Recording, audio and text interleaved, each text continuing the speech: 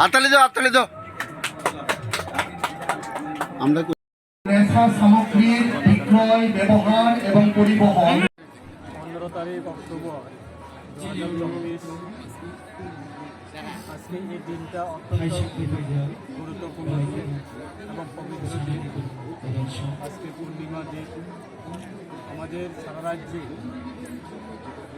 প্রায় 20টি কমিউনিটি আমাদের জনজাতি সম্প্রদায় রয়েছে। তার মধ্যে আমাদের মরাসিং কমিউনিটি, তাদের ঐতিহ্য বিগত প্রায় 40 বছর ধরে তারা এই বটিশিরি মরাসিং পাড়া এলাকায় তারা প্রত্যেকটা বছরের মতো এই বছরেও তারা 41তম তাদের মরাসিং কমিউনিটির রাসমেলা সেটা আজকে শুভ উদ্বোধন করেছে এবং তাদের প্রত্যেকটা সমাজের যারা সমাজপতিগণ যারা রয়েছেন তারাও উপস্থিত ছিলেন এবং আমাদের আজকে এই শুভ উদ্বোধন সভাতে উপস্থিত রয়েছেন আমাদের রাজ্যের মাননীয় জনকল্যাণ দপ্তরের মাননীয় মন্ত্রী বিকাশ দেববর্মা মহোদয় এবং আমাদের যারা এই এলাকার এমডিসি দুজন এমডিসি রয়েছে, পদ্মলোচন ত্রিপুরা মহোদয় এবং সঞ্জিত ত্রিপুরা মহোদয় এবং সাবজোনাল চেয়ারম্যানের মাননীয় ডেভিড মোরা সিং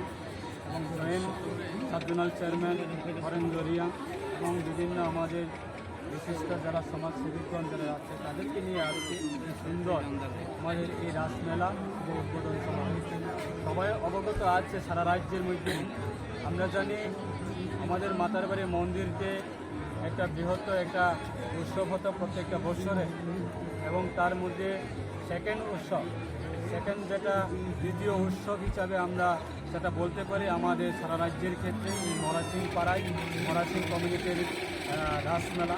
মানে দক্ষিণ ত্রিপুরা জেলার মধ্যে এই যে রাসমেলা সেটাই প্রথম। এটা সমস্ত সম্প্রদায়ের মানুষ এই মেলাতে অংশগ্রহণ করে এবং এই মেলাতে আসে এবং আগরতলা থেকে বিভিন্ন যারা ব্যবসাকারী তারাও এই মেলাতে স্টল নিয়ে তারাও বিভিন্ন সামগ্রী বিক্রি করছে এবং আমাদের সমাজপতি বিশেষভাবে আমাদের সুনীল মোরা সিং কাকু মহোদয় এই সমাজের সমাজপতি ওনার নেতৃত্বে এই বছরেও রাসমেলা সেটা উদযাপন হচ্ছে এবং একদিন ব্যাপী চলবে। আগামী দিনে সেটা আমাদের রাজ্য সরকারের পক্ষ থেকে যথাসম্ভব তাদেরকে আমরা সহযোগিতা করেছি এবং যথাসম্ভব আমরা প্রশাসনিক মাধ্যমে আমাদের এসডিএম সাহেব মনোজ কুমার সাহার নেতৃত্বে এই মেলাকে কীভাবে সুন্দর করে তোলা যায় এবং কীভাবে মেলাকে সুন্দরভাবে সম্পূর্ণ করা যায় প্রশাসনিক যা যা করা দরকার উনি সমস্ত ধরনের সাহায্য ওনার নেতৃত্বে এবং ওনার মাধ্যমে এই মেলাকে খুব সুন্দরভাবে গড়ে তোলার জন্য উনি যথেষ্ট পরিশ্রম করছে। আমাদের রাজ্য সরকারের পক্ষ থেকে সেটাই আমরা প্রত্যেকটা সম্প্রদায়ের বিভিন্ন সাংস্কৃতিক ঐতিহ্যগুলি এবং বিভিন্ন উৎসবগুলি সেটাকে আমরা রাজ্য সরকারের পক্ষ থেকে যথাসম্ভব সাহায্য করি। আগামী দিনে সেটাই বজায় রাখার জন্য আমাদের সরকারের পক্ষ থেকে যথাসম্ভব সাহায্য করার জন্য আমরা আগামী দিনে সেরকমভাবে মানুষের জন্য মানুষের পাশে থাকি।